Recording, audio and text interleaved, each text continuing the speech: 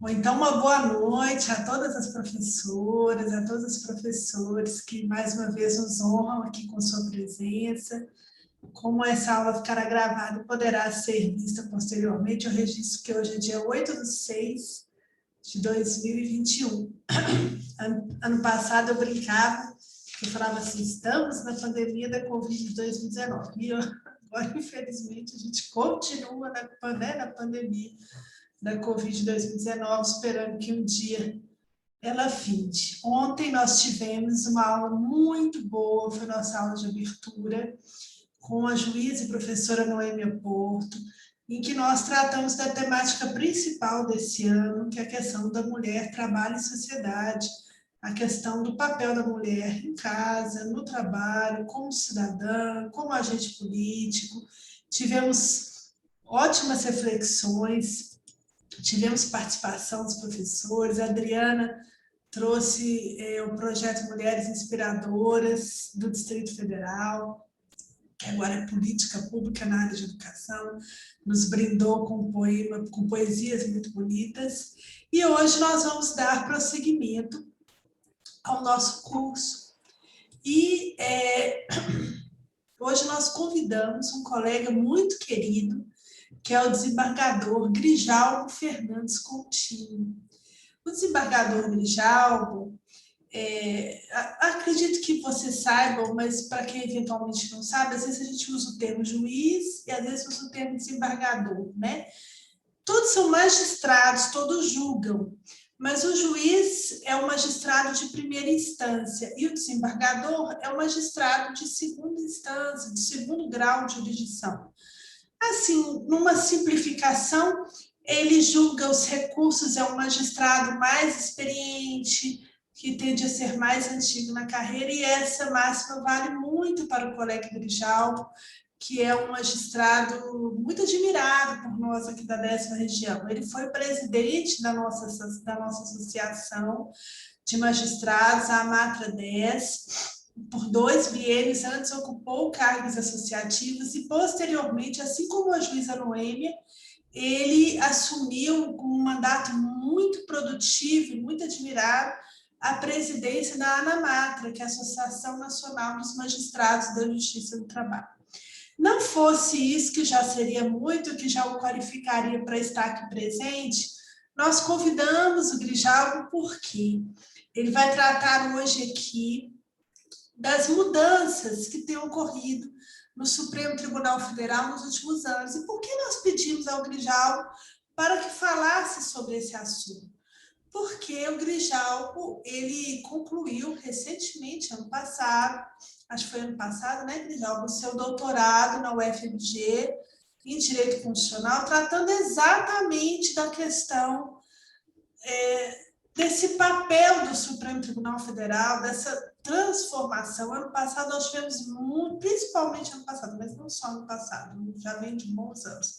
Mas ano passado, com a pandemia, então, nós tivemos muitos julgados importantes na área trabalhista e alguns até que nos trouxeram, para nós que somos da área do direito do trabalho, nos trouxeram certa perplexidade, assim, uma transformação mesmo no direito do trabalho.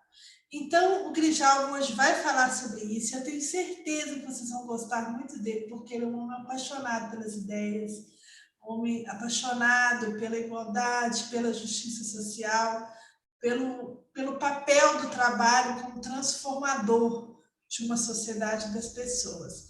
Então, com minha gratidão profunda, em nome da Amatra 10 em meu nome, eu passo a palavra ao nosso professor de hoje, nosso colega Grijalbo Fernandes Coutinho. Por favor, Grijalbo, está com você. Minha querida colega e amiga, Audrey Choquer, presidente até recentemente da nossa Amatra 10, foi quem me formulou o convite ainda como presidente da nossa associação, nossa destacada associação, que coordena esse programa importante, Trabalho, Justiça e Cidadania. Eu quero agradecer a Amatra 10, fazendo na sua pessoa, que dirigiu tão brilhantemente a associação durante 2 anos, e agora coordena esse projeto também, que é por demais significativo. Quero, portanto, desejar tudo de bom para você, nessa nova trajetória aí no retorno, nas suas atividades judicantes, nas suas atividades de cidadania. É uma grande satisfação. Eu quero também agradecer a Eleni, funcionária da Matra 10, há algum tempinho, que eu tive a oportunidade de trabalhar com ela. Sempre muito bom vê-la com saúde e alegria, Eleni. Você que é um patrimônio da associação, né? E quero cumprimentar todas as... Obrigado, Eleni. Eu quero cumprimentar todas as professoras e professores, dizer da minha alegria em poder falar com vocês. Confesso que hoje, disse a presidente Audrey, poderia estar mais inspirado, mas hoje estou vivendo um certo clima de preocupação com um grande amigo, juiz do trabalho do Paraná, que está cometido de Covid na UTI. Confesso que foi um dia muito difícil para mim hoje, mas nós vamos, como disse a Audrey, bater um papo, conversar, pode ser uma energia para a gente se acalmar um pouco e, quem sabe, daqui a pouco, receber boas notícias lá de Londrina, no Paraná, onde meu querido colega Reginaldo Melhado tenta vencer essa doença tão terrível. Bom, vamos lá. Então, eu fico muito alegre também por estar aqui e ver professores da rede pública das mais diversas cidades, né? Das mais diversas áreas, aqui, Núcleo Bandeirante, Gama, Santa Maria, Plano Piloto, gente de todos os locais de Brasília e também de diversas áreas, inclusive da sociologia, porque o que eu vou falar aqui no início é um pouco de sociologia do trabalho, para depois tentar compreender o que está ocorrendo com o direito do trabalho. Então, eu gostaria de cumprimentar e dizer o seguinte, que a minha aula não, bate-papo, não sou professor de carreira, não tenho assim uma ligação com a docência de modo regular, gosto mais de ser aluno do que professor. Tento sempre aprender, assistindo aulas, debatendo, e quero fazer desse nosso encontro aqui um bate-papo, e que vocês, por favor, eu sei que há um espaço para o debate após a minha intervenção, mas fiquem à vontade para tirar dúvidas ou para questionar imediatamente ou depois, fiquem à vontade, porque eu quero, na verdade, travar um debate aqui com professoras e professores. Então, para mim, é muito melhor de que tenham muitas intervenções ao final ou durante a minha exposição. Pois bem, vamos falar de um tema que é, por demais, caro para a sociedade e para a cidadania brasileira, que é o direito do trabalho, né? Esse é o nosso ramo de atuação, nós, magistrados e magistradas do trabalho, como disse a colega Audrey, atuamos com esse direito no sentido de implementá-lo, de dar concretude ao direito do trabalho, porque ao longo da experiência, da experiência histórica no mundo e no Brasil, se verificou que não bastava apenas existir um direito do trabalho em normas legais, em normas coletivas, em normas internacionais. Todas essas normas são muito importantes, mas nós temos uma segunda fase, uma fase tão importante quanto o reconhecimento dessas normas, que é o de cumprimento das normas. E aí nós temos uma grande resistência histórica em cumprir essas normas de cidadania, que são as normas de direito do trabalho. Aliás, me desculpe pelo tom da informalidade, não vou tratá-los, e vocês não precisam também comigo nenhuma formalidade, nem de senhores, nem de senhor, eu vou tratar por vocês. E fiquem assim comigo também. Também podem se dirigir da mesma forma a mim. Então, eu diria que todos vocês são professores da rede pública e professoras da rede pública, têm os seus institutos, têm os seus estatutos jurídicos, melhor dizendo, e estatuto jurídico que acredito, boa parte aqui, é um estatuto que rege todos os direitos e obrigações, mas são normas de direito do trabalho. Essas normas que vieram se incorporando ao longo do tempo, elas são normas de direito. Há normas de direito administrativo, tem direito administrativo, mas tem muito de direito do trabalho, numa compreensão mais geral. Tá? Então, nós vamos tratar de direitos e vamos tratar, todos nós somos regulados por catálogos, por diplomas jurídicos, e os professores, os servidores públicos do DF, eu sei que eles têm uma lei estatutária, conheço a lei lá, a lei do DF, mas tem uma série de direitos ali que são direitos, tipicamente, direitos do trabalho. Embora a Justiça do Trabalho, por interpretação do Supremo, não julgue essas demandas, nós sabemos disso. Mas, como eu falava antes, há uma distância grande entre a existência de normas, que não, as normas não precisam necessariamente ser normas estatais, embora na nossa tradição, né, na tradição do nosso bloco jurídico, é comum que as normas sejam normas estatais e legisladas, inclusive no campo do nosso direito do trabalho no Brasil, que é um direito que é potencialmente, que ele é substancialmente legislado.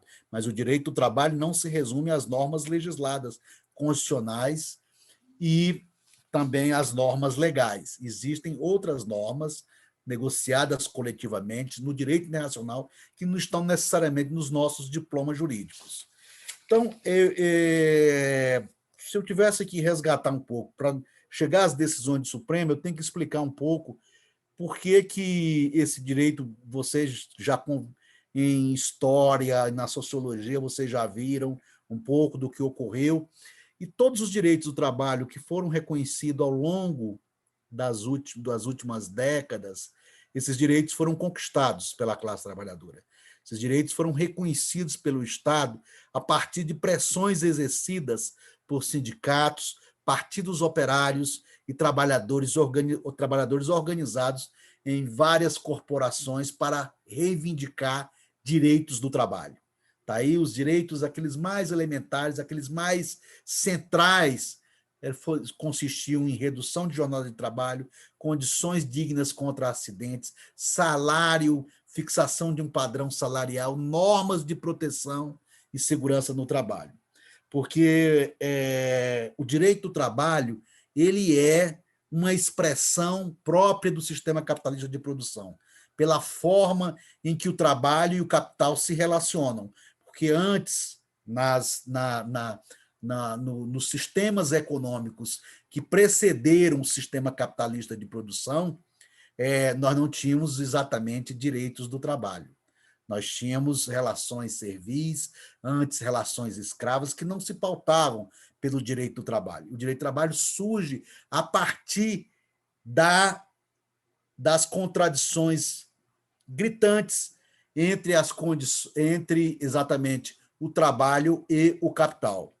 É verdade que, se nós falarmos em normas de caráter trabalhista, mas poderíamos dizer que são normas antitrabalhistas, nós temos, antes do capitalismo se consolidar, entre os séculos XIII e século XIX, início do século XIX, nós vamos ter várias leis, especialmente nos países mais avançados do capitalismo, mas países, aliás, de um capitalismo embrionário, notadamente na França e na Inglaterra, desde o século XIII, nós vamos ter muitas normas regulando as relações de trabalho, mas são normas proibitivas de direito de trabalho.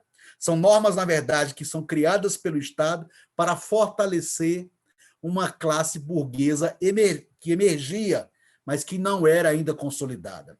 Então, para isso, por exemplo, nesse sistema capitalista embrionário, nós tínhamos normas que obrigavam, por exemplo, jornadas não só extensas, mas como proibiam a organização sindical, como proibiam a fixação de salários mais elevados, ou seja, uma série de punições aos empregados durante séculos para que o capitalismo se robustecesse e se consolidasse, o que de fato vai acontecer de uma forma pujante a partir do século XIX, final do século XVIII, XIX.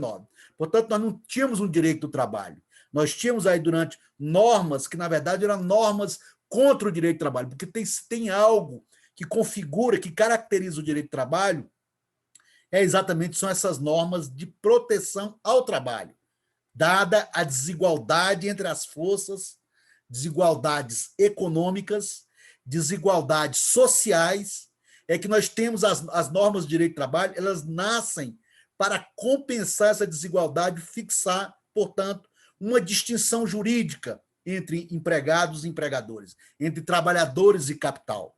Então, se tem algo que é marcante no direito do trabalho, é uma desigualdade jurídica para minimizar a força econômica e social do capital.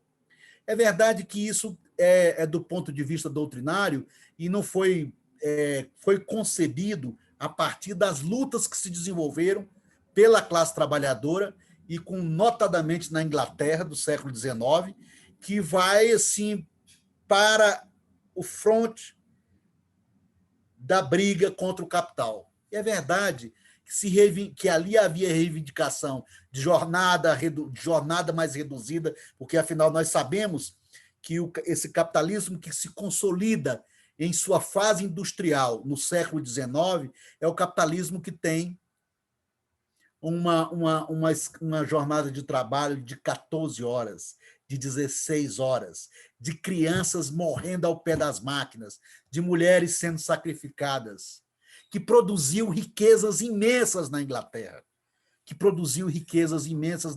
muitos desses capitais transferidos, inclusive, para os Estados Unidos. Cidades como Manchester e também Liverpool, essa cidade cresceram exponencialmente com a exploração selvagem da classe trabalhadora. Se dizia no século XIX, a época de grande riqueza do capital e de extrema pobreza do outro lado, que os colchões em determinadas fábricas não esfriavam nunca, porque, afinal, os turnos eram ininterruptos. Se dormia 6 horas, voltava a trabalhar. Então, em algumas cidades, em algumas fábricas, os colchões não esfriavam nunca. Essa era a selvageria do século XIX, que a classe trabalhadora teve que enfrentar e que alguns setores da sociedade se comoveram. Não só a classe trabalhadora, mas a classe trabalhadora principalmente, mas também que outros segmentos passaram a reivindicar outras condições. Os jornais londrinos mostravam e noticiavam, mesmo jornais pertencentes à burguesia, à classe dominante, à burguesia industrial, mostrava que havia uma degradação, suicídio de jovens, de gente que não conseguia chegar a 25 anos de idade, trabalhando 16 horas por dia em condições indignas. É esse o barril de pólvora do século XIX. Alia-se a tudo isso também, evidentemente, as teorias para a dissolução do próprio Estado capitalista, né? Então, é uma época de efervescência, de muita luta na França, mas principalmente na Inglaterra, que era o polo industrial mais desenvolvido,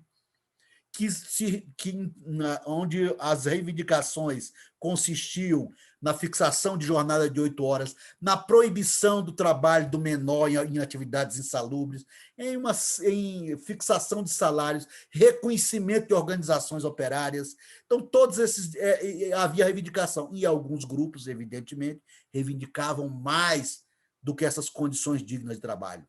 Reivindicavam a própria extinção do Estado capitalista por uma revolução social dos trabalhadores em partidos comunistas, partidos operários. Portanto, na verdade, uma combustão que existe ali na Inglaterra. Eu pego a Inglaterra, mas não só porque a Inglaterra é o país central capitalista do século XIX.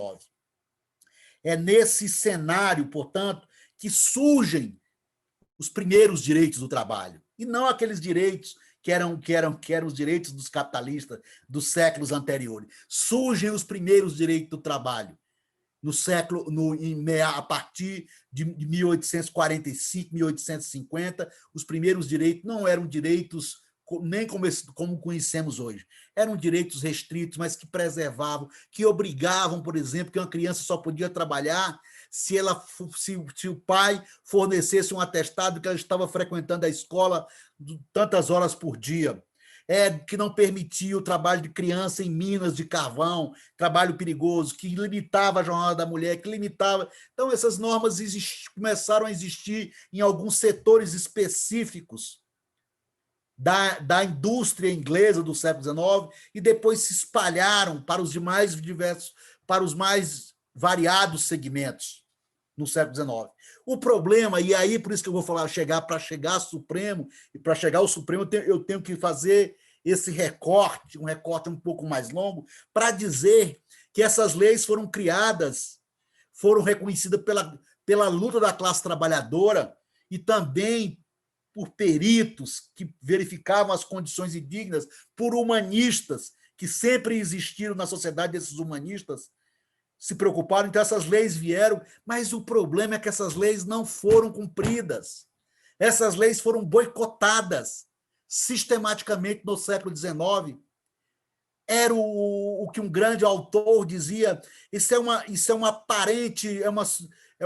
aparente proteção, porque na prática as leis são boicotadas, os atestados das escolas, os atestados que as crianças deveriam comparecer às escolas eram falsificados.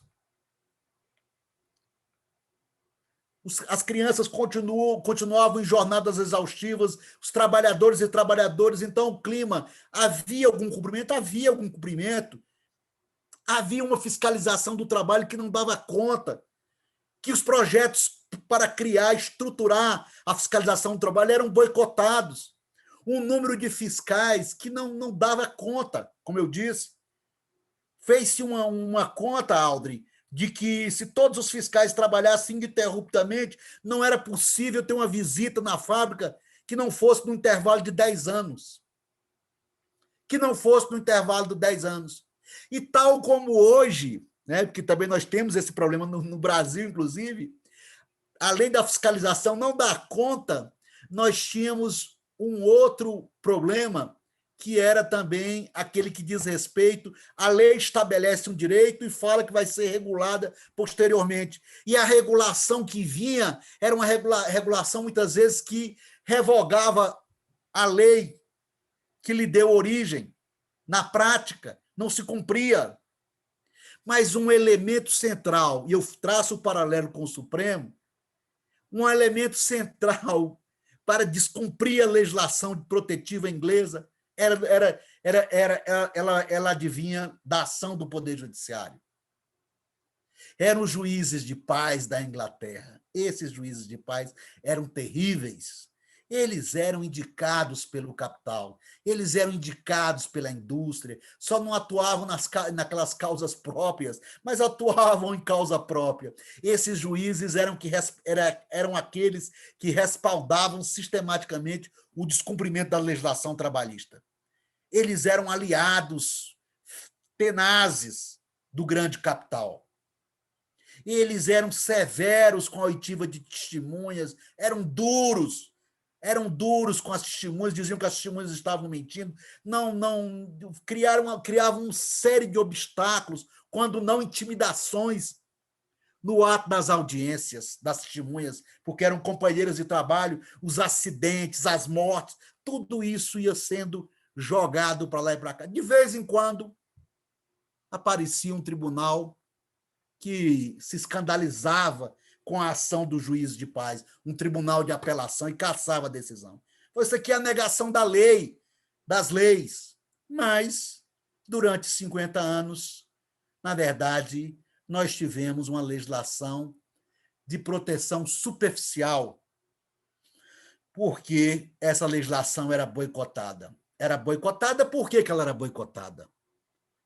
A burguesia, afinal, vivia o seu auge, seu primeiro auge, de larga produção industrial, de acumulação de riquezas, de acúmulo de produtividade, mas não era suficiente para o capital, que tanto tinha acumulado com o trabalho. Essa relação, ela se mantém inalterada. Para a construção de riquezas, a acumulação de riquezas de capital, ainda é o trabalho vivo, o elemento central para a extração daquilo que se chama de mais-valia ou mais-valor. É remunerando num patamar muito baixo ao trabalho que se alcança riquezas. A tecnologia foi inserida de modo mais radical nos últimos anos, nas últimas décadas, mas já existia tecnologia no século XIX, claro, a segunda revolução industrial, né? Claro, mas mesmo assim era o trabalho humano, era aquele que conseguia construir as maiores e continua sendo o fator determinante para o acúmulo de riqueza. Daí porque a existência de direitos do trabalho vai ser sempre algo objeto de extremo boicote. Toda a vida que for necessário, por uma necessidade de alimento, que é o lucro, de riqueza, o direito do trabalho vai ser boicotado. Alguns dizem que o direito do trabalho é um direito conservador, porque é um direito que evita transformações sociais mais profundas. É um direito que concede e freia os movimentos sociais. Eu digo sempre, é um direito que pode evitar mortes, acidentes, tragédias, jamais será um direito regressivo. Jamais será um direito regressivo. Em qualquer momento, enquanto uma luta estiver se travando por transformações, tem trabalhadores morrendo ao pé das máquinas, ontem e hoje. Portanto, esse direito a intervalo, direito à jornada, direito a descanso, direito a condições dignas, todos esses direitos, eles preservam vidas do ponto de vista físico e emocional. Então, é um direito, para mim, sim, de civilização. É um direito civilizatório, mas combatido tenazmente ao longo dos anos. Quando os movimentos se intensificam, aí normalmente se reconhece, se aplica ou não se aplica o direito do trabalho. Portanto, eu sou, como disse a presidente Audrey, um entusiasta dos direitos do trabalho, do direito do trabalho, porque ele, de fato, ele mudou a sociedade, não no século XIX, que não foi aplicado, mas ele mudou a sociedade no século XX, sobretudo depois da Segunda Guerra Mundial, no mundo inteiro.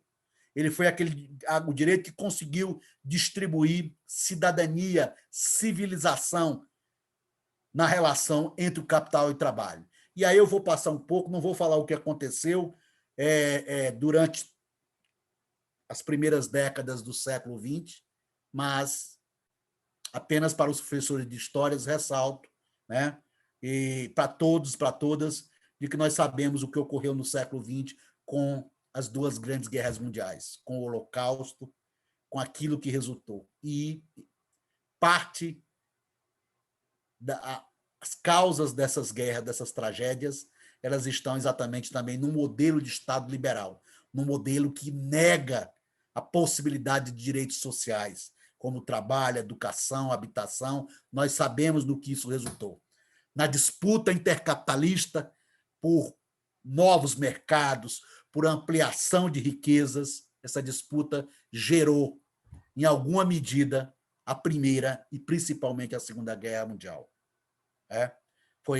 E com o fim da Segunda Guerra Mundial, com a vitória da União Soviética, com a pressão, com o capitalismo praticamente humilhado depois da Segunda Guerra Mundial pela tragédia causada, pelo envolvimento de muitos setores, nós tivemos um novo pacto mundial, principalmente no Ocidente. Um pacto, principalmente o Pacto de Bretton Woods, 1944, que vai dar uma nova forma à relação entre os países. Não só nas questões econômicas, mas também na relação entre capital e trabalho em cada país. As normas internacionais vão se fortalecer, essas normas internacionais de trabalho que existem lá desde 1919, com a OIT, vão se fortalecer, o respeito aos direitos humanos, a Declaração de 1948, a Declaração de Filadélfia, uma série de normas internacionais com o objetivo de evitar a repetição da tragédia do nazifascismo. E dentro desse pacto que foi celebrado, tem não só um anteparo contra as disputas capitalistas internacionais, como tem também a necessidade de políticas sociais, de direito à educação, direito à saúde, direito ao trabalho e direitos do trabalho. Para alguns, isso nunca chegou aqui para nós, para o capitalismo mais atrasado. Nunca chegou plenamente como na Europa, que viveu o seu estado do bem-estar social, aquilo que Eric Hobsbawm chama a era de ouro do capitalismo, 1945 a 1973. Então, é uma época realmente de reconhecimento de direitos sociais. Mas, como tudo na vida, os anos 70 também representam uma nova crise no sistema capitalista de produção, uma crise na nação mais desenvolvida, que tomou o trono da Inglaterra, os Estados Unidos da América, que agora, como império, sofrem a sua primeira crise econômica a partir dos anos 70 e quebra todo o pacto de Bretton Woods na relação financeira, na financiarização do sistema econômico, que é o que começa nos anos 70 e hoje está em seu auge, mas também na necessidade de repactuação das relações de trabalho no mundo inteiro. E essa repactuação vai significar, sim, um golpe duro contra os direitos do trabalho em todas as partes do mundo, principalmente com maior profundidade, dadas as nossas desigualdades históricas em países como o Brasil. E essa política vai se estender e vai chegar ao Brasil uma política de destruição dos direitos do trabalho. E ela começa no Brasil nos anos 90 com muita força e se espalha durante vários anos, mas na minha compreensão, a partir de meados, a partir de 2007, e que nós vamos ver todos os poderes da República trabalhando para, de algum modo, enfraquecer os direitos do trabalho. Enfraquecer os direitos do trabalho em todas as frentes, portanto. Congresso Nacional, Poder Executivo, começa isso em 2007. Eu vou chegar ao Supremo. E por parte dos poderes legislativo e executivo, sobretudo a partir de 2016, com a presidência de Michel Temer, que vai encaminhar projetos que viram leis, né, para definitivamente, se não decepar, mas ferir um golpe terrível no direito do trabalho a partir de 2016, com a denominada reforma trabalhista, que não tem nada de reforma. Foi uma alteração da CLT, mas principalmente da jurisprudência do TST, para dizimar direitos. Mas meu papel aqui é falar um pouco sobre o Supremo Tribunal Federal. Por quê? Porque vocês sabem perfeitamente, nós temos a Justiça do Trabalho, temos as varas do trabalho, os tribunais regionais de trabalho e o Tribunal Superior do Trabalho. Em tese, essas matérias trabalhistas terminam, em boa parte, no segundo grau de jurisdição, nos tribunais regionais, mas podem, atendendo a alguns requisitos e alguns casos de violação de lei, de violação da jurisprudência, pode chegar ao Tribunal Superior do Trabalho. E quando há uma violação à Constituição, a não observância da Constituição, essas matérias podem chegar ao Supremo Tribunal Federal, que não é um tribunal trabalhista, é um tribunal de todo o direito, né? Qualquer que seja o direito, desde que haja uma discussão de natureza constitucional, é o Supremo Tribunal Federal que vai proferir, em tese, a decisão final sobre a matéria. O Supremo Tribunal Federal sempre foi um tribunal conservador do ponto de vista político e sempre foi um tribunal moderado em termos de direito do trabalho. Um tribunal moderado, que é um tribunal que nunca radicalizou no sentido de acabar com o direito do trabalho, né? É um tribunal que ontem participava de uma palestra, o ministro Luiz Felipe citou, colega Aldrin, que o Délio Maranhão, que foi um grande autor de direito do trabalho, escreveu em 1959, que pela primeira vez, segundo o ministro Luiz Felipe Vieira de Mello, o 59, pela primeira vez, havia ali o nascimento de uma jurisprudência trabalhista no Supremo, porque a Justiça do Trabalho foi criada nos anos 30, mas só passou a integrar o Poder Judiciário com a Constituição de 46. Então, essas matérias começaram a chegar ao Supremo depois de 46, ao Supremo Tribunal Federal. Em 59, tinha uma incipiente jurisprudência. Mas vou para um período mais recente. Nós sabemos que a Constituição de 88 representou algo muito significativo para a sociedade brasileira, por todas as razões políticas, econômicas e sociais. É um documento extremamente avançado de proteção de direitos fundamentais, extremamente avançado, inclusive no campo do direito do trabalho, essa Constituição. Pós-Constituição de 88, o Supremo era um Supremo conservador, Supremo indicado majoritariamente pelo regime militar, depois por presidentes civis, mas era um Supremo moderado, que não radicalizava contra o direito do trabalho. Quem caminhava nos anos 90, no sentido de adotar as teorias da flexibilização e precarização do direito do trabalho, era o Tribunal Superior do Trabalho. E quem continha o TST? era o Supremo Tribunal Federal. Eu cataloguei aqui 13 decisões importantes do Supremo Tribunal Federal entre 88, 90 e 2006. Quase todas essas decisões protegendo, garantindo mais o direito do trabalho, que é um direito orientado por princípios protetivos, porque senão não é direito do trabalho. Então, em quase todos esses casos, o Supremo Tribunal Federal revisava, reformava a jurisprudência do TST, né? Porque ele era um tribunal moderado. Eu, por exemplo, terceirização. O Tribunal Superior do Trabalho abriu as portas para a terceirização, nós sabemos, mas, ao mesmo tempo, ele disse que abriu as portas a partir de suas interpretações, mas disse que a terceirização não era possível na atividade fim, só na atividade meio e naquelas previstas em lei. O Supremo recebeu inúmeros recursos até 2013 sobre essa matéria, e dizia que essa matéria não é constitucional. É uma matéria que está fora da Constituição, é legal, uma matéria infraconstitucional. Não conheço essa matéria. Era melhor assim, porque não conhecia. E, pelo menos, mantinha a proibição da terceirização da atividade de fim. Negociado sobre o legislado, que é uma forma de você reduzir direitos.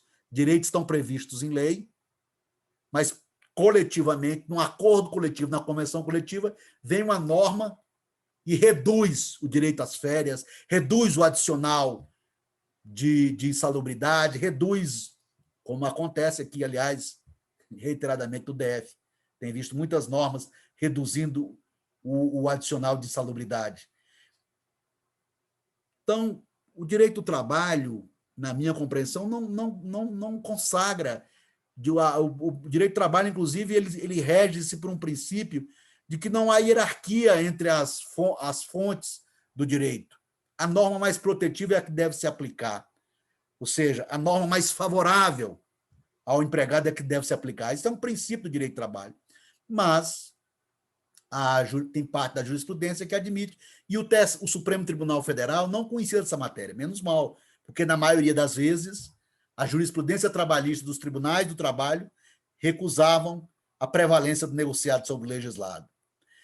A jurisprudência do TST limitava a substituição processual. Eu queria falar sobre os institutos jurídicos, explicar cada um desses institutos jurídicos, mas não tenho tempo para explicar cada um desses, mas eu vou só nominar aqui. Substituição processual, que é aquela possibilidade do sindicato, em nome do conjunto da categoria, reivindicar um direito para alcançar todos os empregados, para que o empregado não seja vítima de perseguição se ele for reclamar individualmente. Está na Constituição de 88, no artigo 8º. O TST dizia que não, que só valia para a substituição para aqueles casos em que a lei previsse a substituição, que tinha que ter uma relação com todos os nomes. O Supremo derrubou tudo isso nos anos 90, e o TST tinha uma súmula 310 que ele precisou reformar nos anos 90. Reformou nos anos 2000, mas a súmula dos anos 90, estabilidade decorrente de acidente de trabalho. O Supremo diz que a lei é constitucional. A CNI tentou dizer que essa estabilidade não valia. Tem previsão na lei 8.213. Houve uma ação direta. O Supremo 2 vezes disse não, é constitucional. Trabalhador acidentado, quando ele volta para trabalhar normalmente, ele tem mais um ano, ele não pode ser dispensado e tem mais um ano de estabilidade. Então, foram tantas: estabilidade gestante, responsabilidade e objetivo do empregador. O Supremo declarou em suas turmas e consagrou recentemente, mas em suas turmas durante 15 anos, de que é objetivo, o empregador não precisa ter conhecimento da gravidez. Se ele dispensar o empregado, se ela tiver contraído a gravidez durante o contrato, a dispensa é nula. A dispensa é nula. Então, foram muitas decisões do Supremo Tribunal Federal no sentido de refutar a jurisprudência conservadora e neoliberal do TST.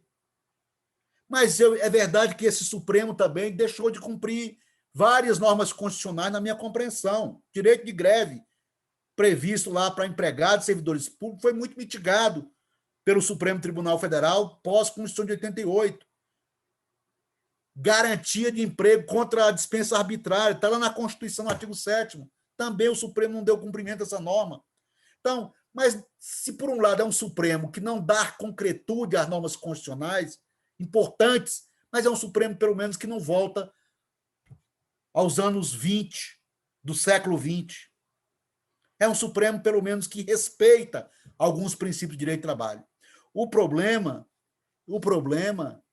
eu cataloguei 13 decisões e digo assim, essas decisões, elas são em processos individuais e coletivos, mas eu quero explicar a vocês, são processos individuais e coletivos, mas são decisões em ações diretas de inconstitucionalidade, em ações diretas de constitucionalidade e agora, mais recentemente, com repercussão geral. O que significa dizer isso? Essas decisões têm caráter vinculante para o Poder Judiciário. Nenhum órgão do Poder Judiciário pode descumprir essas decisões. O que significa que isso vale para os processos, para aqueles processos, e vale para todas as relações de trabalho. Porque as relações de trabalho que já existem ou que vão se iniciar vão se pautar por essa regulação ou desregulação fixada pelo Supremo. Portanto, quando a gente fala no processo do trabalho, dependendo de sua extensão, principalmente aqueles que chegam ao Supremo, normalmente ele produz os seus efeitos para fora, para todas as relações. Quando o Supremo declara que a terceirização pode ser feita em qualquer atividade, em tudo, o Supremo está dizendo, faça isso para o processo e vale para todas as relações daqui para todas as relações de trabalho, não só para os processos. Eu mudo a regulação das relações de trabalho. Daí porque é muito importante olhar como os tribunais decidem e, principalmente, como o Supremo está decidindo. Porque ele não está decidindo o processo do seu José Manuel contra a bodega da esquina só. Ele está decidindo sobre aquele processo que vai influenciar todas as decisões judiciais e vai dizer como é que os patrões podem fazer em relação aos contratos em vigor e aos novos contratos. Então, o impacto, se o Supremo diz que o adicional noturno não tem nenhuma decisão nesse sentido, diga-se de passagem, diga-se que o adicional noturno é inconstitucional, esse adicional noturno não vai mais existir para ninguém, se for numa ação de caráter vinculante, que são as ações de controle concentrado, ou hoje, na repercussão geral, que é uma forma de controle concentrado na prática. Portanto, é muito importante olhar para o que o Supremo está fazendo. E aí se eu pudesse não me dizer a cada um, mas eu vou apenas apontar e comentar algumas decisões. Na minha pesquisa, essa flexibilização, precarização do direito do trabalho, pelo Supremo, por ação judicial, o que o meu colega meu, muito amigo, muito querido, chamou de jurisprudência, quando fez o texto de orelha do meu livro, chamou de jurisprudência de devastação. O Supremo, a partir de 2007, ele começa ali embrionariamente a mudar a sua posição moderada contra o direito do trabalho. Por exemplo, vou em 2007, que para mim é a decisão primeira mais importante em relação ao direito do trabalho.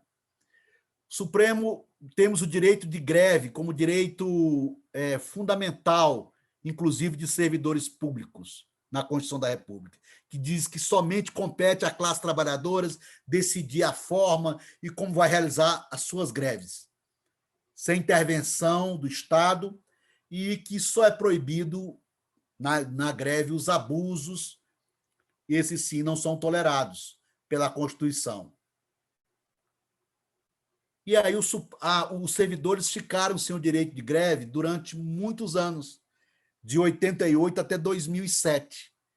E aí tem um instrumento, quando uma norma legal, uma norma constitucional não tem concretude, porque nesse caso dependia de regulamentação, e os poderes, principalmente o poder legislativo, não cuidou de fazer essa lei, existe um instrumento processual chamado mandado de injunção, que serve toda a vida que você tiver uma omissão injustificada dos poderes competentes, o próprio Poder Judiciário soluciona por intermédio do mandado de injunção e aplica e cria as normas aplicáveis até a edição pelo Poder Legislativo.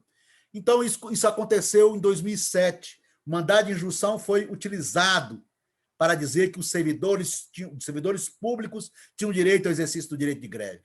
Qual o problema?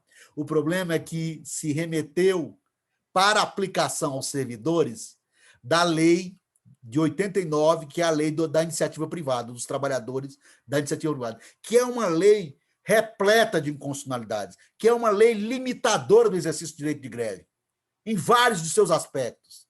E o mais grave, duas decisões posteriores do Supremo vão dizer não só isso, que é essa lei restritiva do direito de greve, mas vão dizer coisas ainda piores, que na prática torna a greve dos servidores públicos praticamente inviável, salvo se os servidores desafiarem as próprias decisões do Supremo.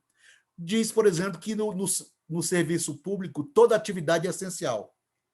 Ora, como toda atividade é essencial, nas atividades essenciais pela lei tem uma limitação tremenda para o exercício do direito de greve, inclusive quanto aos seus quantitativos. E depois o Supremo, agora mais recentemente, ainda disse que o servidor público, quando fizer greve, ele não tem direito à negociação coletiva, decisão mais antiga do Supremo, ele não tem como negociar coletivamente, a decisão, o que vai vir para ele tem que ser em razão de lei para o servidor público.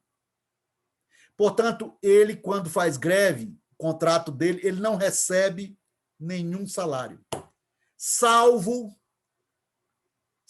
se a greve for contra o gestor assediador, o gestor abusivo. Mas se não for nessa hipótese, o servidor público, portanto, tem uma lei que limita o exercício de direito de greve, não tem direito à negociação coletiva e não tem direito a salários durante a greve. Então, realmente, fica muito difícil o servidor público fazer greve. É uma decisão do Supremo. Mas, depois disso, o Supremo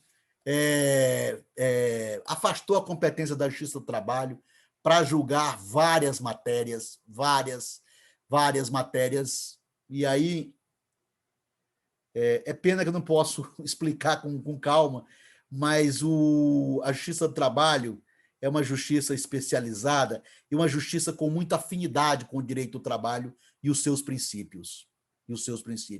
Então, e muito mais ágil. Toda vida que eu desloco, tiro da competência da Justiça do Trabalho para outra justiça, com todo respeito às demais, eu tiro de um juiz especialista, de uma juíza especialista. Eu perco a essência do direito do trabalho. Então, tem muitos casos de trabalhadores temporários, de julgamento de matéria previdenciária, de concurso público, de concurso na administração pública indireta. Eu tenho 10 casos em que o Supremo afastou a competência da Justiça do Trabalho. O Supremo... Eu vou apenas nominar 2 ou 3, e depois vou quantificar aquelas mais impactantes para mim. Desde 2007, o Supremo vem mitigando direitos de exercício de direito de greve, de competência, de retirada de direitos, mas eu não poderia deixar de nominar aquela que, para mim, causará maior impacto negativo nas relações de trabalho, que é a terceirização, que é uma forma de merchandising, aquilo que foi proibido, inclusive até hoje é proibido pelo direito francês, e é proibido em qualquer direito, que é aquela de você locar força de trabalho, você ter um intermediário, e nós sabemos quais são os resultados da terceirização. Há muitas pesquisas revelando a dramaticidade do quadro dos terceirizados. Toda vida que se terceiriza, o objetivo final é reduzir os custos com o trabalho. E reduzir os custos com o trabalho significa pagar menos, ter condições indignas. Por isso é que os acidentes do trabalho no Brasil, no mundo, mas principalmente no Brasil, estão vinculados, estão associados, os acidentes de trabalho estão associados predominantemente à terceirização. Não há possibilidade de trabalho digno com terceirização, com todo respeito.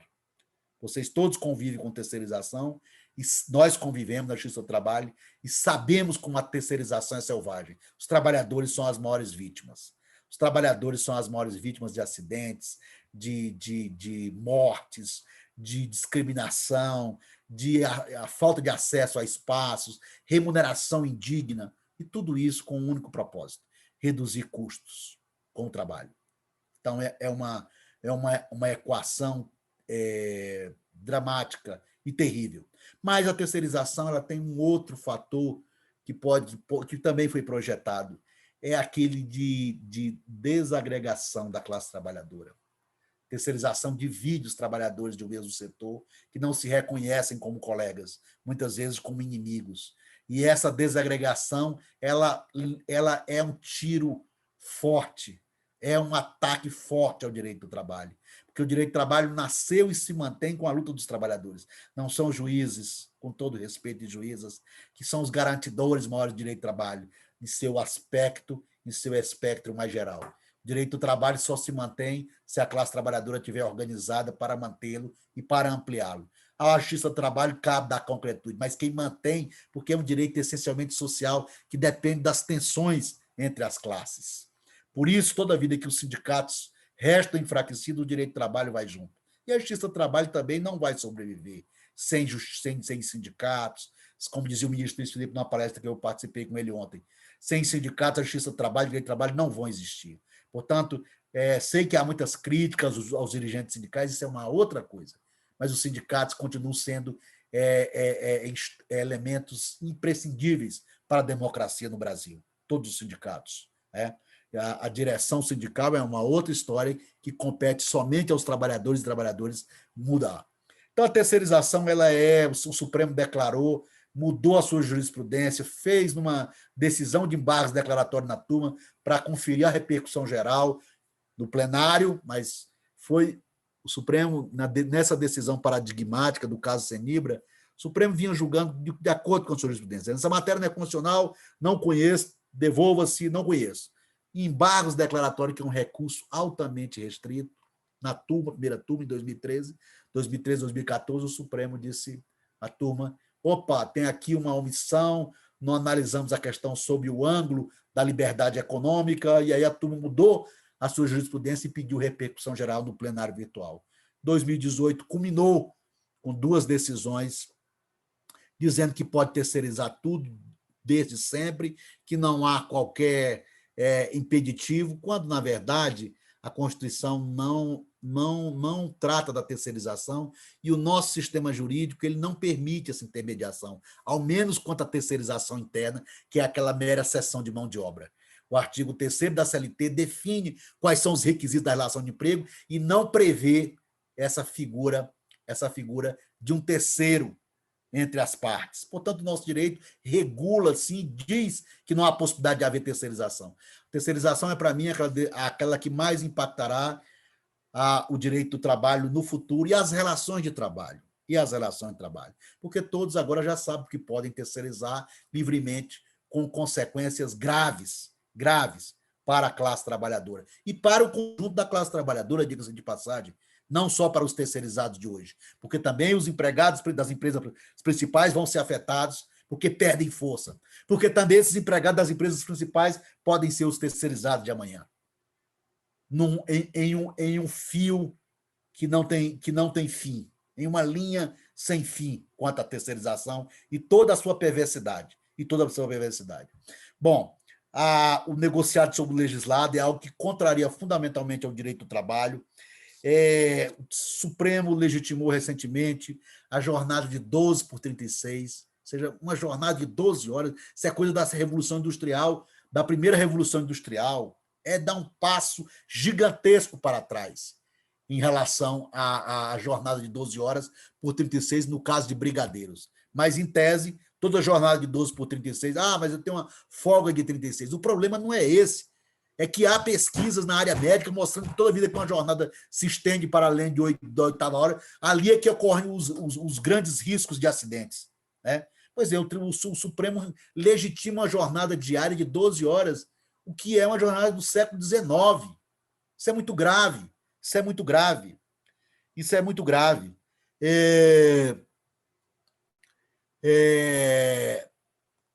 Vamos lá. Foram muitas as decisões, muitas.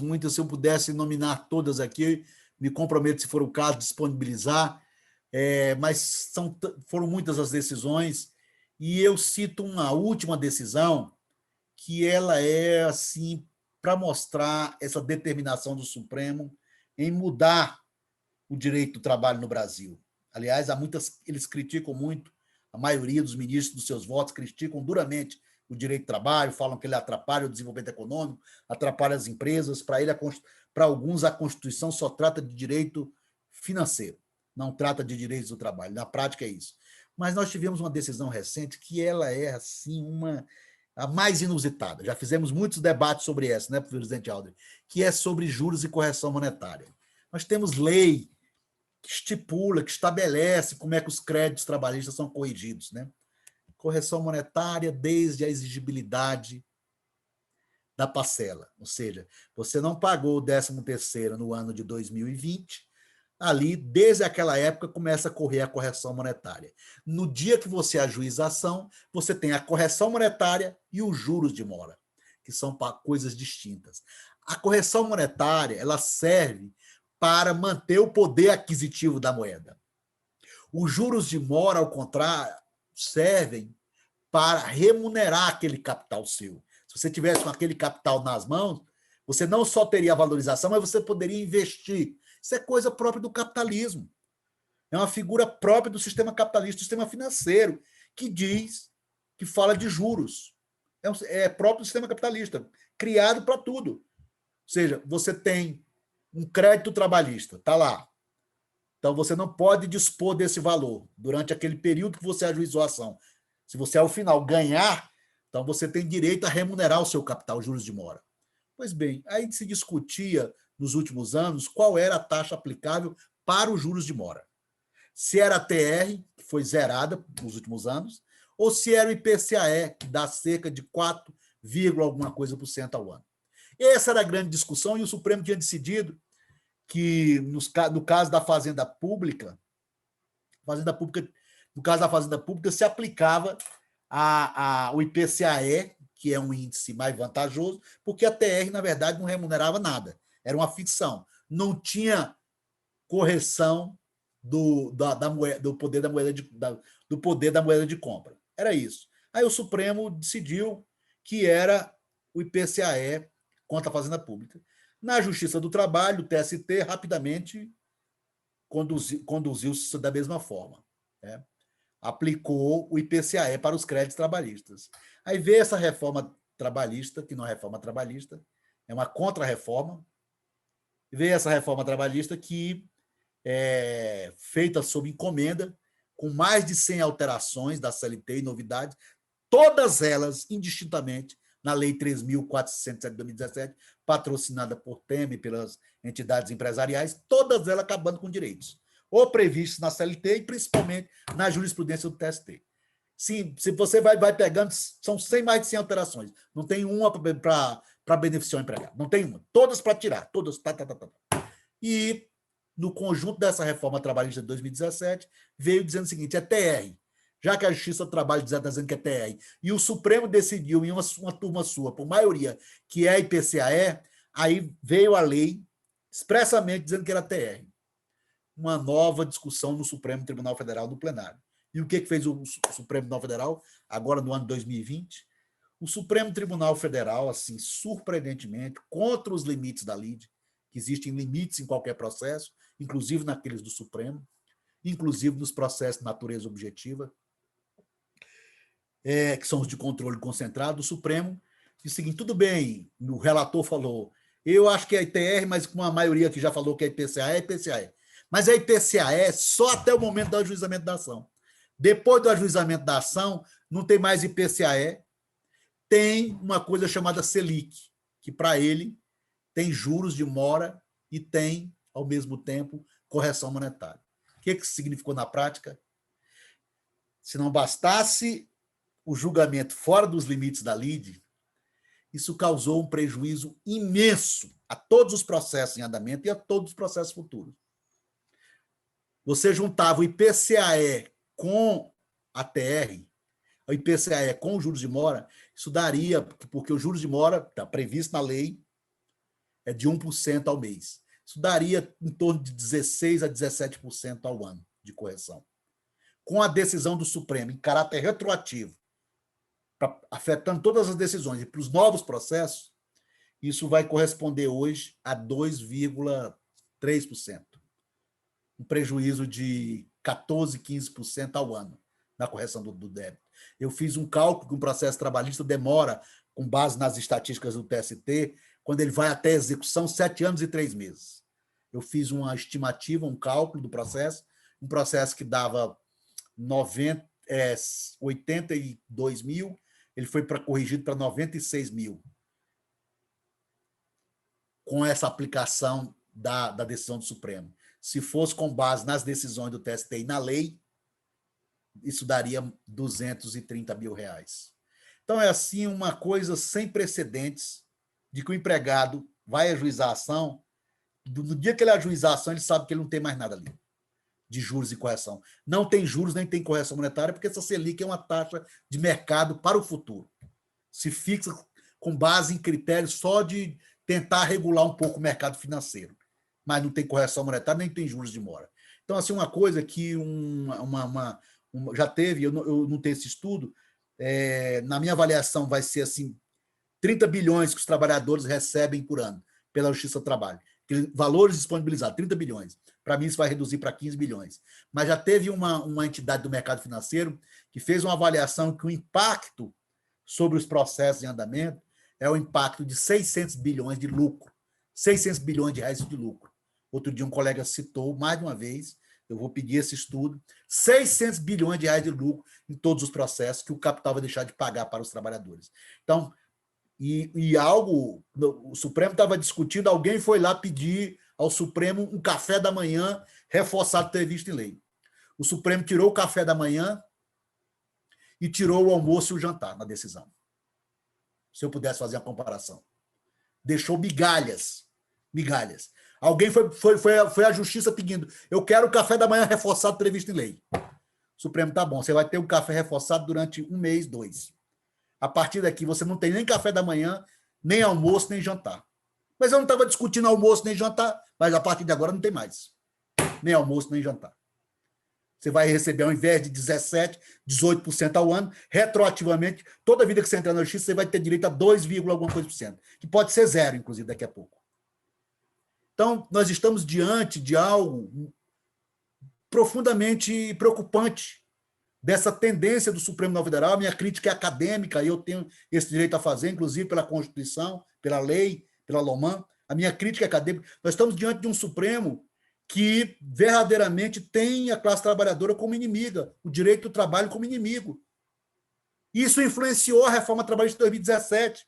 Boa parte dos fundamentos da exposição de motivos da Lei 3.407 busca nessas decisões do Supremo, prevalência negociada sobre o legislado, terceirização, tudo isso eles vão beber na fonte do Supremo. É verdade que terceirização não tinha sido decidida definitivamente, mas já tinha sinalização da primeira turma. Então, é esse o cenário que se apresenta, de um cenário muito preocupante. Como é preocupante tudo que passa no Supremo, mas de preocupante que está mudando as relações de trabalho, porque são esses milhões de processos na Justiça do Trabalho, mas são todas as relações que estão ocorrendo. Os 40 milhões de vínculos de emprego que são formalizados no Brasil, menos de 40 milhões, os 60 milhões que não são formalizados, todos têm impacto. 100 milhões de trabalhadores afetados com essas decisões, 100 milhões de trabalhadores afetados com as decisões. Daqui a pouco vem o contrato intermitente, que é o contrato do salário zero, que já tem uma sinalização no Supremo de que vai ser constitucional o contrato intermitente. Trabalha no dia que a empresa quiser, pode receber 0 ao final do mês se não estiver trabalhando naquele mês. Quer dizer, precariedade total, absoluta. Eu, só para se ter uma ideia, para a gente permitir o debate, na minha pesquisa eu avaliei 60 decisões de grandes temas, 60 decisões proferidas pelo Supremo Tribunal Federal de 2007 e 2020, principalmente a partir de 2016, e, como disse a presidente Aldrich, demais em 2020, inclusive essas medidas da pandemia, permite tudo, que permite reduzir salários só com a assinatura do empregado, quando a Constituição diz que isso tem que ser negociação coletiva. Hoje basta que o empregado na pandemia assine ali que está de acordo com a redução de salário de tudo. 60 decisões proferidas pelo Supremo, em 57, o Supremo julgou contrariamente ao direito do trabalho e aos princípios do direito do trabalho, valendo-se, na maioria, de premissas econômicas, da valorização da livre iniciativa, do livre mercado, da liberdade econômica. Agora, valor social do trabalho, funcionamento das empresas, da ordem econômica social, valorizando o trabalho, nada disso vale. Então, é por isso que eu elegi um autor do direito penal, um alemão da ciência política, que ele se chama Otto Kirchheim, e tem uma obra clássica chamada Justiça Política, não está no Brasil, a gente tem que pedir lá fora, ou em espanhol ou em inglês, no Brasil não existe o livro dele disponível, mas é uma obra clássica em que ele fala de justiça política, não no direito do trabalho, mas no direito penal, aquela inversão dos princípios do direito, utilização de procedimentos legais para fins manipulatórios, quando alguém é escolhido como inimigo, que é o que se chama hoje de lawfare. Para mim, nós estamos diante de um lawfare contra o direito do trabalho. Se não bastasse o Executivo e o Legislativo querendo destruir uma Corte Suprema que é da garantia da Constituição, diz que essa Constituição não tem direito do trabalho. Que o direito do trabalho cede, porque esse negócio de direito do trabalho está muito ultrapassado. Dizem expressamente. É muito preocupante. A hora, ao contrário do que alguns dizem, é de valorizar o Supremo, é de defender o Supremo contra todas as arbitrariedades, contra as possibilidades de golpe, as ameaças mais infames contra ministros. Isso tem que ser repudiado por todos nós, eu entendo, dentro do Estado Democrático de Direito, respeitando a nacionalidade. Mas isso não nos faz calar sobre as decisões que criam injustiça, com as decisões que produzem miséria no país, com as decisões, sobretudo, que, na minha compreensão, não respeitam o direito constitucional do trabalho. Se o Supremo conhece de direito constitucional do trabalho, é porque a Constituição tratou do tema. E tratou no sentido de que aqueles direitos, aqueles princípios e normas são fundamentais, por isso devem estar além da lei na Constituição. É por isso que o Supremo julga a matéria constitucional desde 46. É porque ali tem um sentido protetivo do direito do trabalho. Agora, eu vou utilizar esse arcabouço para fazer o contrário. Como corte constitucional, eu vou utilizar todo esse manancial para dar o sentido contrário, destruir o direito do trabalho, inverter a principiologia do direito do trabalho. Então, nós temos muitos assuntos importantes no país, muitos assuntos sendo discutidos nas mais diversas esferas. Nós sabemos, o país vive um turbilhão de conflitos em todas as áreas. Confesso que tenho 56 anos, nunca peguei o final da ditadura militar, mas nunca vi nada tão agitado como no Brasil. No nosso campo, algo muito preocupante. Se temos retrocessos em várias áreas indígenas, na luta das mulheres, na luta justa das mulheres, na luta contra o trabalho infantil, vivemos uma luta crucial no Brasil, que é a luta da manutenção ou não do direito do trabalho. Acredito que o Supremo deve ter consciência, a clareza de que não se pode destruir direitos do trabalho sem nenhuma participação dos afetados, sem nenhuma opinião dos afetados. Por isso é que eu escrevi uma tese de doutorado, um livro, que sairá brevemente, para tentar, de algum modo, localizar as razões, não só jurídicas, mas políticas, sociológicas, econômicas e de perfil de ministro, para entender o que se passa no Supremo. Porque nunca ocorreu isso no Brasil, de um Supremo tão determinado a enfraquecer, fragilizar, precarizar, se não acabar com o direito do trabalho. Porque são 60 decisões, presidente Alvin, mas tem mais 30 a serem analisadas nos próximos meses. 16 para este ano já pautadas. Então, com essas palavras pessimistas, mas otimistas, de que na força das pessoas, da organização de vocês, professores e professoras, que lidam com estudantes filhos de trabalhadores e filhas de trabalhadoras, muitos trabalhadores informais, é de que nós vivemos uma verdadeira guerra no Brasil, a guerra contra o direito do trabalho. Mas é uma guerra que não acabou, é uma guerra que persiste, e que eu espero que a sociedade brasileira uma hora reflita e diga e mostre de que não é este o modelo da Constituição, não é este o modelo por que lutamos. O modelo que lutamos é modelo de repartição, é um modelo de sociedade justa e fraterna. E não se pode ter uma sociedade justa e fraterna desrespeitando o direito do trabalho, tirando todo dia um direito do trabalho, todo dia, não só para aqueles do processo, mas para todos os envolvidos. Era isso. Muito obrigado. Djalma, muito obrigada. É sempre bom demais ouvi-lo. Tenho certeza que as professoras e professores estão gostando. Tivemos participações aqui no chat. E eu já vou te fazer as perguntas, mas eu só queria, não posso deixar de fazer alguns breves registros aqui. Eu entrei na magistratura em 2006. E eu que, assim, não é tanto tempo assim, né? Então, são 15 anos. Eu vejo claramente, porque uma professora perguntou aqui sobre o que seria jurisprudência, eu expliquei rapidinho na mensagem para ela. Às vezes as pessoas têm uma...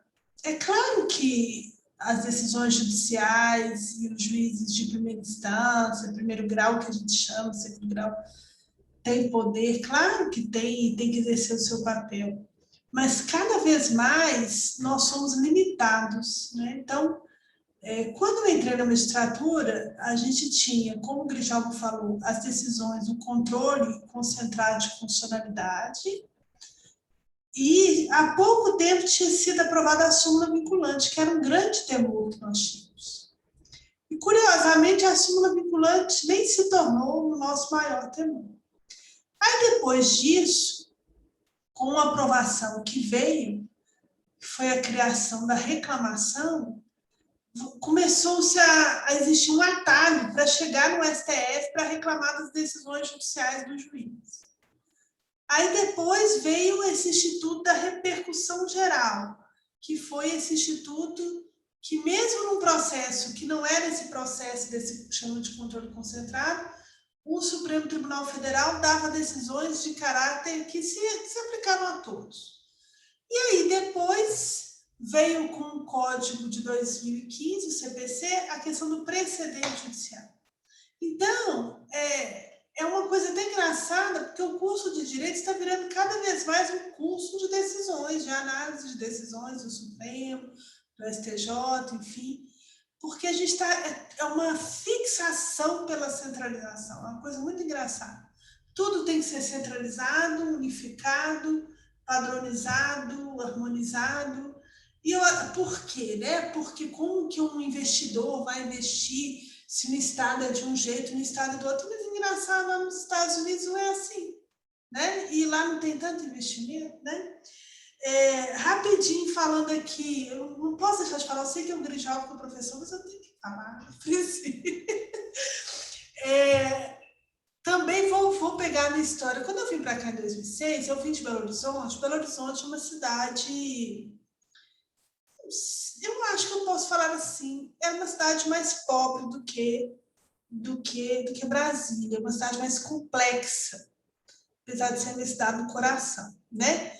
Então, em Belo Horizonte, era muito comum a gente ver as pessoas trabalhando nos pontos de ônibus, em semáforos. E aqui no plano piloto, quando eu vim para cá, não se via isso. E eu vejo claramente como houve um empobrecimento aqui no Distrito Federal, e como algo que era exceção, hoje é regra. Hoje, todo sinal que a gente vai de trânsito, vocês já repararam? Tem gente com cartaz pedindo comida e tal, vendendo coisa, pessoas cadeirantes com problemas, enfim. E sabe o que é engraçado? Isso piorou de 2016 para cá, quando teve, né, em 2017 para cá, quando teve a reforma trabalhista. Porque, assim, algumas pessoas não entendem e acham que o direito do trabalho é coisa tão engraçada, as coisas de comunista, né? de gente que não gosta de dinheiro, enfim.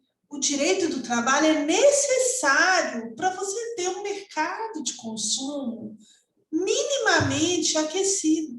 O que a gente tirou no Brasil? A gente tirou o dinheiro dos trabalhadores aqui no Brasil. E, consequentemente, a gente destruiu o nosso mercado de consumo. O Brasil está cada vez com menos consumo interno e, consequentemente, com uma economia, né, que vai de mal a pior. E eu vi algumas perguntas que eu já vou te fazer, Grijaldo, sobre a questão do trabalhador empreendedor. A gente vai ter uma aula aqui sobre trabalhador em aplicativos. E esse discurso começou a surgir muito nos últimos anos no Brasil, né? Que é seja um empreendedor, seja o chefe de você mesmo, né? Não é que é um problema ser empreendedor, ser chefe de si mesmo, desde que você tenha dignidade para trabalhar, condições mínimas de trabalhar. Às vezes, se você tem uma veia de empreendedorismo, por que não você exercê-la, desde que isso seja verdadeiro e não uma forma de ser explorado, né? E cada dia mais a gente vê esses trabalhadores de bicicleta, que andam de chinelo, né? Sem qualquer instrumento de proteção, com jornadas desumanas. É nisso que nós estamos evoluindo? É para isso que a gente está melhorando? É para chegar nisso, né?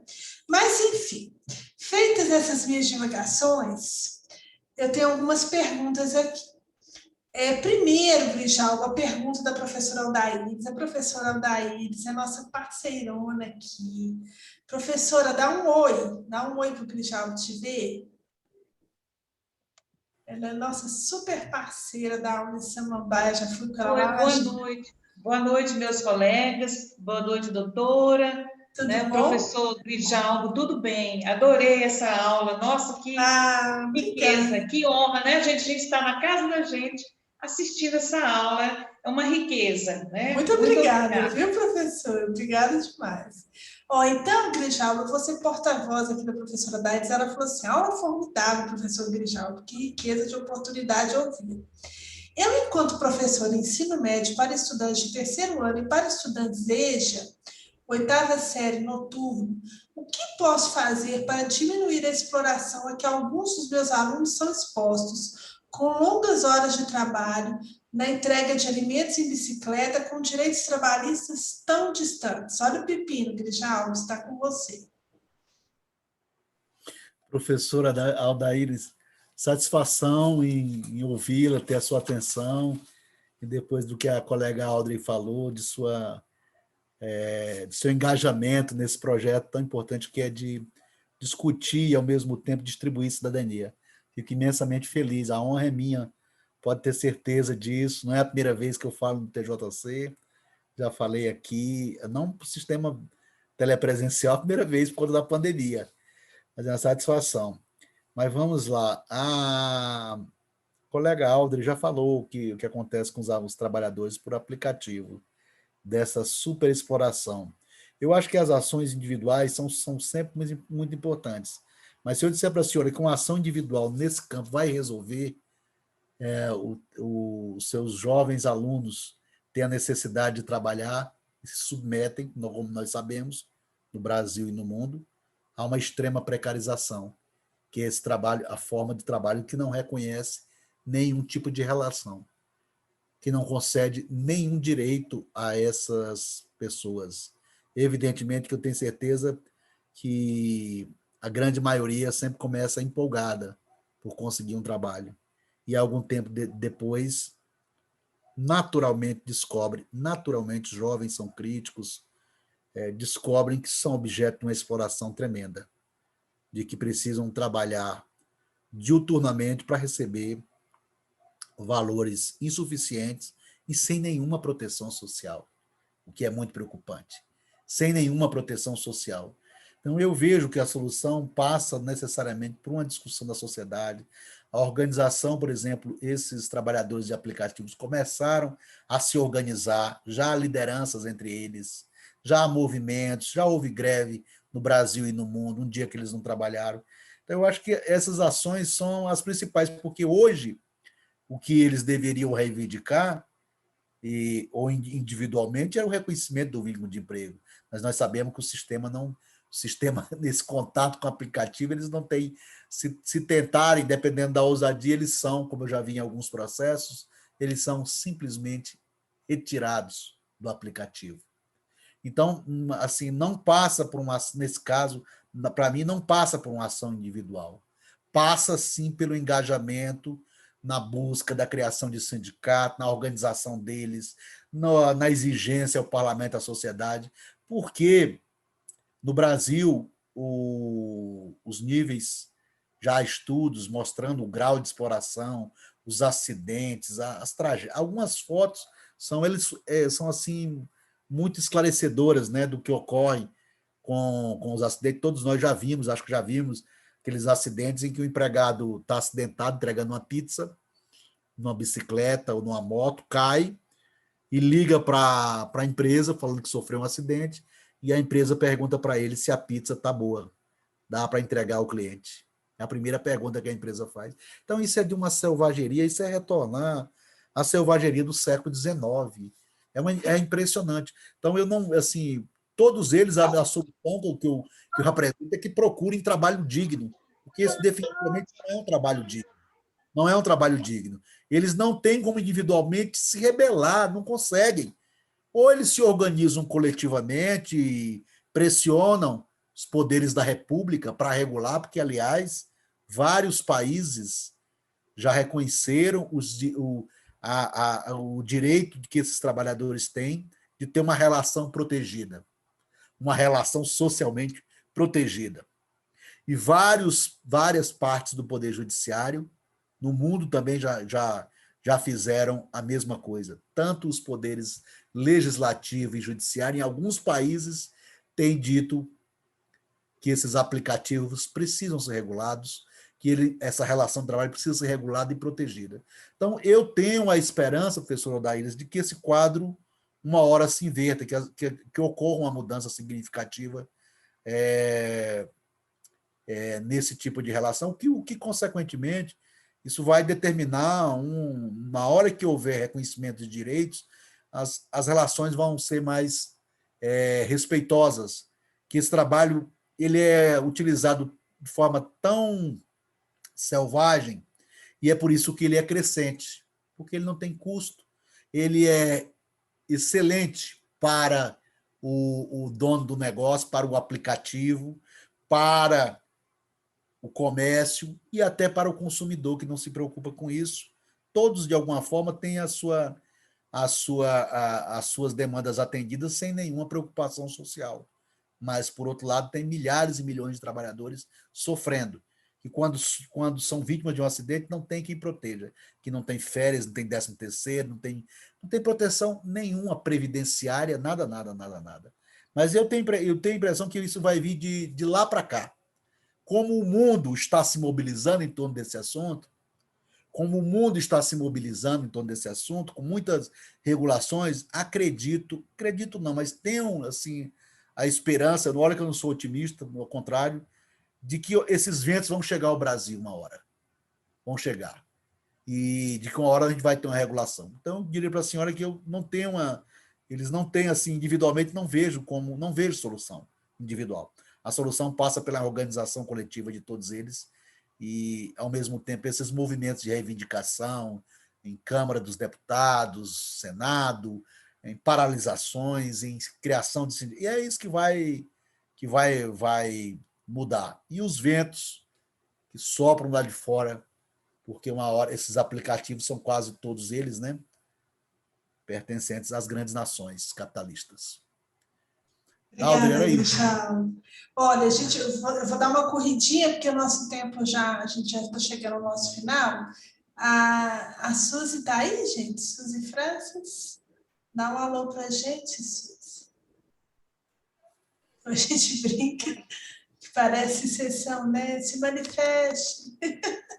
Você está conosco. Suzy Francis. Isso. Então, a Suzy Grijalva, ela comentou aqui que ela estudou com o Reginaldo no curso de Direito. Olha que mundo pequeno, né? Lá na Universidade, na UEL. Ele é professor, Então, Não, estava... nós fomos colegas, olha só. Eu entrei em 83, ele se formou, deve ter se formado em 85, 86. O Reginaldo era liderança estudantil, eu fazia movimento estudantil também. Eu sou daquela época que a gente fazia movimento estudantil.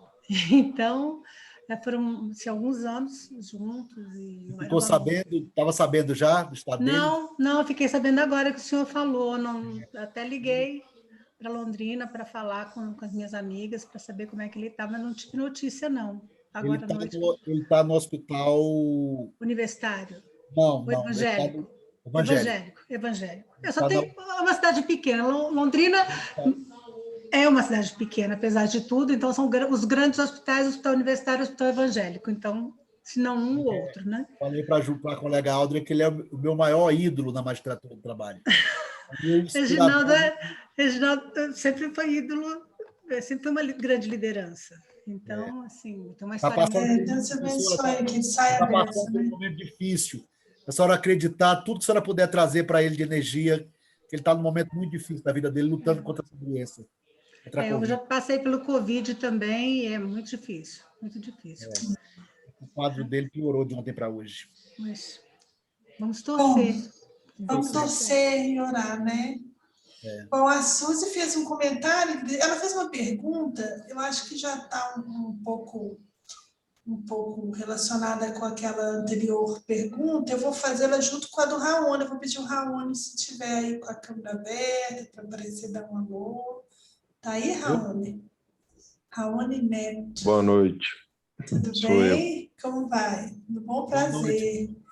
Então, a Suzy falou assim, a terceirização, a uberização e o entendimento de que os trabalhadores são empreendedores autônomos precarizam a cada dia o trabalho, uma clara manifestação do neoliberalismo em nosso país. Como lutar contra isso no Brasil com seu histórico de desigualdade, como elite sanguinária? Acho que tem a ver com aquela sua resposta anterior, né? E aí, Grijalvo, o Raoni pergunta o seguinte, uma pergunta, quais bons argumentos, achei bem interessante essa pergunta, quais bons argumentos podemos usar para destruir o argumento, entre aspas, menos direitos trabalhistas vão garantir mais empregos e aquecimento da economia. Já ouvi isso de alunos no EJA, além de alguns políticos divulgarem tal falácia. Por favor, Grijalvo, vamos responder essas duas. A gente infelizmente tem outras, mas aí a gente encerra. Vou ser breve com a professora Suzy. Mais uma vez, meu abraço. Nós somos amigos de uma pessoa que está precisando muito de nossa ajuda, né? Então, fica aí meu abraço e a minha felicidade de saber que você foi colega e, com certeza, ele lembra de você, com certeza. Ele vai superar, eu vou dizer isso para ele quando ele superar essa doença. Eu estou de acordo com todas as premissas da professora Suzy Francis, das dificuldades do neoliberalismo, da perversidade, da história de perversidade das relações de trabalho no Brasil, né? E aí, respondendo ao professor Raoni, eu acho que só a luta eu sempre entendo que a história do direito do trabalho, a história de sua manutenção, de seus avanços, ela depende sempre dos afetados. São os afetados que podem mudar a história. A organização desses trabalhadores, a reação, os movimentos justos, as greves, tudo aquilo que pode efetivamente mudar o quadro. A nós, principalmente da Justiça do Trabalho, cumpre dar cumprimento às normas do direito do trabalho. E elas estão previstas na Constituição, nas normas internacionais e no direito positivo brasileiro. Acho que a resposta mais contundente, rápida, objetiva, é dizer o seguinte: então você acha que reduzir direitos melhora a situação do emprego do Brasil? Pega a reforma trabalhista de 2017, antes da Covid, e olha qual era o percentual de desempregados, qual é o percentual. Vamos até abstrair a Covid. Houve um aumento de alguns milhões de desempregados depois da reforma trabalhista. E a reforma foi feita para criar empregos, que se dizia. Não criou um emprego, ao contrário, retirou e ainda criou a figura desse emprego precário, que é o contrato intermitente. Aliás, professor, esse é só um exemplo direto de que a reforma trabalhista não criou nenhum emprego, tirou. Mas todas as pesquisas feitas no Brasil e no mundo mostram que quanto mais se precariza, mais você corta postos de trabalho. Você não aumenta postos. A Espanha teve nos anos 90, um programa de redução drástica de direitos. 4, 5 anos depois, teve que fazer o caminho de volta, porque não criou um emprego a mais e gerou mais desemprego. Então, até porque a economia é um círculo, né? Se você não tiver formalidade, empregos de qualidade e renda, você afeta toda a cadeia. Isso agora, quem está no mercado financeiro, que é o domínio hoje do mercado financeiro, então, para essa turma, não tem interesse. Agora, para quem vive de trabalho, para quem vive da produção, você reduzir direitos é uma tragédia. Agora, para o mercado, para aqueles que vivem, e hoje tem muita gente que vive mais do mercado financeiro do que da atividade industrial e comercial. Para esses, tudo é resolvido com o sistema financeiro. Então, não cria emprego em lugar nenhum. Reforma trabalhista de 2017. Me mostra antes e depois. Tá? Audrey, era isso. Estou tentando ser rápida. Ótimo, Grijal. Bom, antes da gente se despedir ou dizer minhas palavras finais, eu queria pedir, né, gentilmente a todos, se puderem abrir as câmeras para a gente fazer nossa foto, nosso momento aqui, nosso momento chapinha no cabelo. Só agradecer mais uma vez, minha querida colega Audrey, a todos os professores e professoras. Mas a gente ainda vamos registrar um acontecimento. Estou sempre à disposição. Pena que foi muito rápido. E hoje é um dia que eu confesso que eu estou muito, muito triste, né? Preocupado, não estou muito inspirado, mas só em revê-los aqui, já como disse a presidente, desanuviou um pouco o meu clima de hoje. É um pouco terapêutico, né? Está tão pesado. Deus abençoe que ele vai sair dela. Bom, vamos lá? Vamos abrir. Então, vamos contar até 3 e a gente dá aquele sorriso bonito, tá bom? Então, vamos lá. 1, 2, 3. Isso é para todo mundo ficar bonito na foto, sabe, Michel? Mas, olha, eu gostaria de agradecer a você, Grijalvo. Foi uma aula tão boa, uma experiência. Eu aprendi tanta coisa, estou sempre aprendendo com você e hoje aprendi novamente. Tenho certeza que os professores também aprenderam. É verdade, o tempo é um pouquinho apertado, mas é bom que dá um gostinho de quero mais, né? Quem sabe depois até você não nos acompanha, não tira dúvidas nas escolas. Se Deus quiser, no segundo semestre, talvez, quem sabe, a gente consiga fazer as visitas, se as aulas presenciais retornarem e estivermos todos vacinados. Vamos ter fé, esperança, né? Eu prometo a trazer o professor Reginaldo Melhado para uma aula, viu? Que massa! Que é meu professor, meu inspirador. Que bom, viu, Suzy? Já conseguimos aí a participação do seu colega, vai ser uma honra para nós. Bom, eu registro que depois eu vou passar os apontamentos dessa aula, com algumas referências de decisões judiciais, de notícias, para quem quiser poder trabalhar isso com os alunos. A gente sabe que não dá para trabalhar todos os temas com os alunos, mas alguns temas podem ser trabalhados, né? Audrey, se facilitar, eu posso encaminhar e você repassar aos professores o pequeno roteiro que eu fiz dessa... Por favor, Grijalvo, por favor. E aí tem que eu fui anotando, mas você puder me passar? Não, eu não falei nenhum... Se bem que o meu resumo aqui é de 4 páginas, mas eu não falei nem um décimo das decisões, não falei nada quase das decisões. Mas está ótimo. Manda o roteiro. Por favor. E olha, eu gostei muito dessa nossa primeira semana. Eu encontro vocês na semana que vem, vai ser nossa segunda semana, na segunda e na terça. É bom que a gente vai ter tempo de ir maturando os temas que a gente refletiu na semana. E aí, na semana que vem, inclusive, a gente pode voltar com dúvidas, né, dessa nossa primeira semana. Meu agradecimento em nome da Matra 10, agradecimento ao Grijal, muito obrigada pela sua participação aqui hoje. Agradecimento a todos os professores e professoras que estão conosco. Descansem, uma boa noite, se cuidem, até a semana que vem. Boa noite. Muito obrigada. Boa noite, Audrey. Tchau. Boa noite. Obrigado, professoras e professores. Um abraço. Boa noite. Boa noite. Querida Audrey, um abraço, viu, para você. Obrigada, Grishalvo. Muito